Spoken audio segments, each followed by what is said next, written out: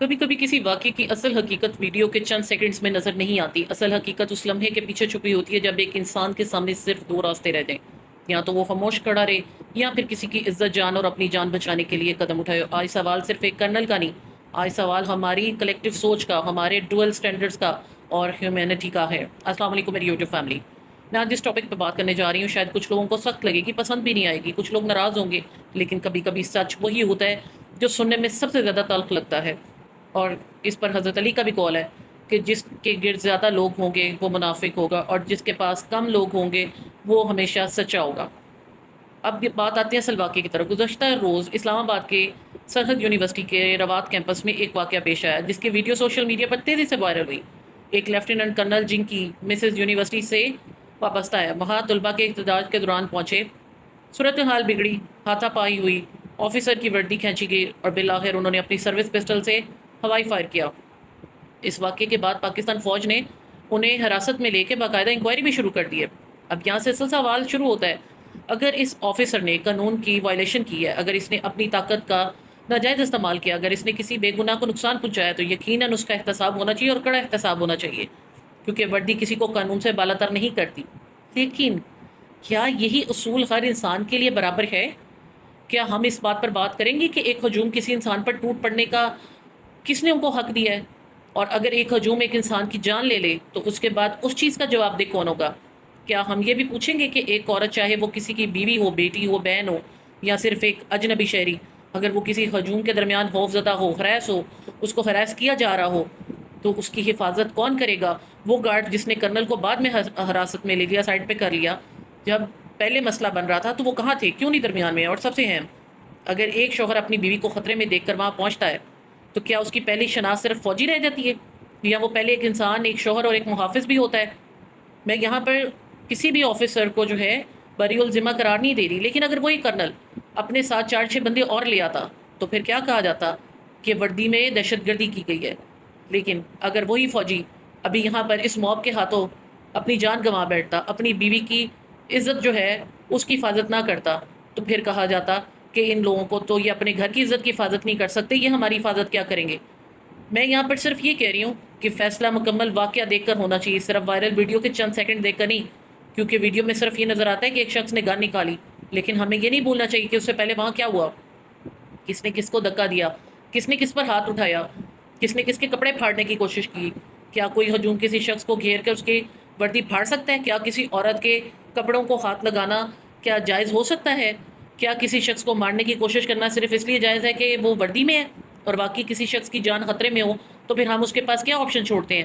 یہ سوال چند ہفتے پہلے ایک اور واقعے میں ہمارے سامنے آیا جب ہیرو بنا دیا گیا، اور وہ کون ہیرو تھے؟ گروپ کیپٹن عاصم طارق شہید۔ 5 جولائی 2026 کو اسلام آباد میں گروپ کیپٹن عاصم طارق نے ایک اجنبی عورت کو مبینہ طور پر زبردستی لے جانے کی کوشش دے کر مداخلت کی۔ پولیس اور دیگر رپورٹس کے مطابق وہ خاتون مدد کے لیے ادھر ادھر دیکھ رہی تھی، اور اسی پر عاصم بھائی رکے، صورتحال کو روکنے کی کوشش کی، اور اسی دوران ملزم نے ان پر فائرنگ کر دی۔ گروپ کیپٹن عاصم طارق موقع پر ہی شہید ہو گئے۔ قوم نے انہیں خراج عقیدت پیش کیا، انہیں بہادر کہا گیا، ان کی قربانی کو بھی سراہا گیا۔ پرائم منسٹر نے، پریزیڈنٹ نے بھی ان کی قربانی کی، ان کی جان دینے کی، ان کی عزت، کسی کی عزت کے تحفظ کے لیے عظیم مثال قرار دیا۔ انہیں مکمل فوجی ذات کے ساتھ سپرد حق کر دیا گیا۔ لیکن کیا اس بیوی کو خاوند ملا؟ ان بچوں کو باپ ملے گا؟ نہیں ملے گا۔ اس بندے کا کیا قصور تھا؟ اس نے کسی کی عزت محفوظ کرنے کی کوشش کی تھی نا۔ آج بھی اگر یہ ایک فوجی اپنی بیوی کی عزت بچاتے ہوئے، اپنی وردی بچاتے ہوئے نہتا اپنی جان دے دیتا، چند دن خبریں چلائی جاتی، شہید کا درجہ دے دیا جاتا، بہت کچھ کہا جاتا، لیکن پھر بھول جاتے، پھر اس کی فیملی کا کیا ہوتا، بچوں کا کیا ہوتا؟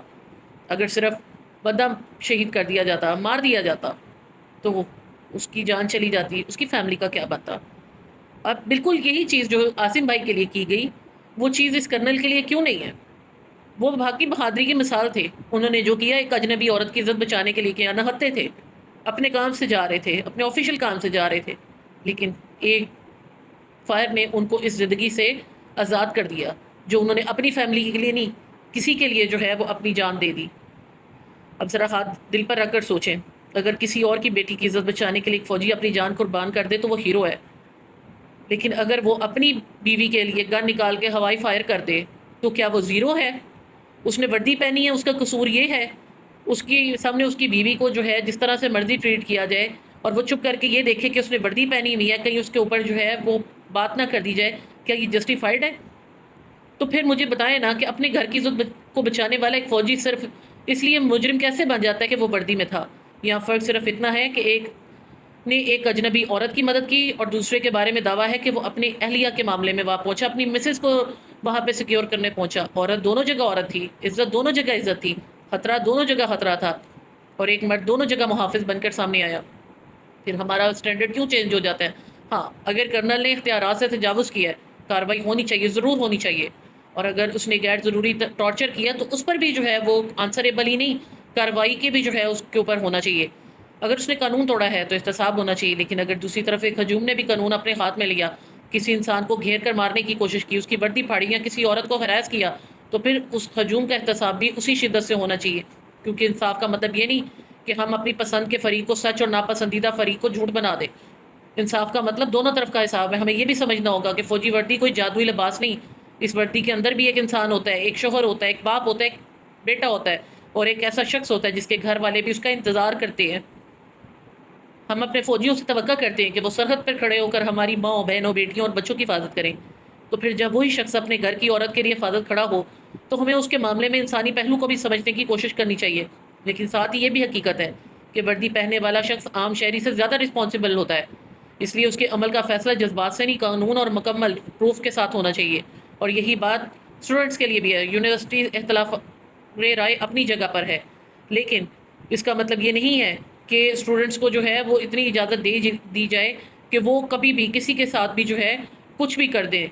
احتجاج حق ہو سکتا ہے، لیکن کسی انسان کو گھیر لینا، مارنا، کپڑے پھاڑنا یا ہجوم کی طاقت سے فیصلہ کرنا کسی بھی سوسائٹی کے لیے خطرناک ٹرینڈ ہے۔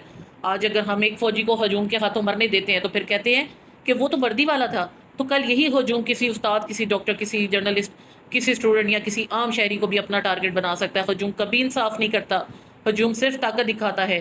اور آخر میں میری سب سے بڑی بات، ہمیں گروپ کیپٹن عاصم طارق کی قربانی کو صرف سوشل میڈیا کی چند پوسٹ، چند پھولوں اور چند دن کی یاد تک محدود نہیں کرنا چاہیے۔ وہ ایک بیوی، ایک بیٹی اور ایک بیٹے کو چھوڑ کے گئے ہیں۔ ایک شہید کا خاندان اس دن ہمارا نہیں ہوتا جس دن ہم اس کی تصویر لگا کے سلام لکھتے ہیں۔ اس خاندان کی تکلیف اس وقت بھی رہتی ہے جب سوشل میڈیا کی اگلی خبر آ چکی ہوتی ہے۔ اور اسی طرح یونیورسٹی کے معاملے میں بھی ہمیں جذباتی نعرے نہیں، حقیقت، قانون اور مکمل انویسٹیگیشن چاہیے۔ نہ فوج کو اندھی حمایت چاہیے، نہ طلبہ کو اندھی مخالفت کا نشانہ بنانا چاہیے۔ جس نے زیادتی کی، چاہے وہ وردی میں ہو یا وردی کے بغیر، اس کا احتساب ضرور ہونا چاہیے، لیکن جس نے صرف اس لیے کہ کسی انسان کی جان یا عزت کو خطرے میں ڈالا کہ وہ اسے پسند نہیں کرتا تھا، اسے بھی جواب دینا ہوگا۔ کیونکہ پاکستان صرف فوج کا نہیں، پاکستان صرف اسٹوڈنٹس کا نہیں، پاکستان صرف سیاستدانوں کا نہیں، پاکستان ہم سب کا ہے۔ اور اس ملک میں عزت بھی سب کی ہونی چاہیے، قانون بھی سب کے لیے ایکول ہونا چاہیے، اور جسٹس بھی سب کے لیے ایک جیسا ہونا چاہیے۔ اللہ تعالیٰ ہمیں جذبات کی بجائے حق کو پہچاننے کی توفیق دے، اور ہمارے ملک کے ہر بیٹے، ہر بیٹی، ہر ماں، ہر بہن اور ہر بیوی کی عزت و جان کی پروردگار حفاظت فرمائے۔ آمین ثم آمین یا رب العالمین۔